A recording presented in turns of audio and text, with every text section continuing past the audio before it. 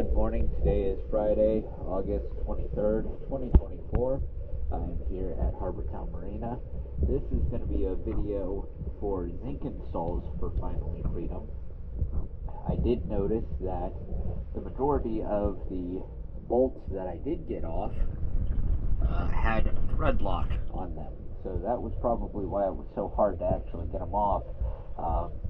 4 of the outdrive zincs were changed. That's going to be both struts, the prop nut zinc, and the non-threaded disc zinc.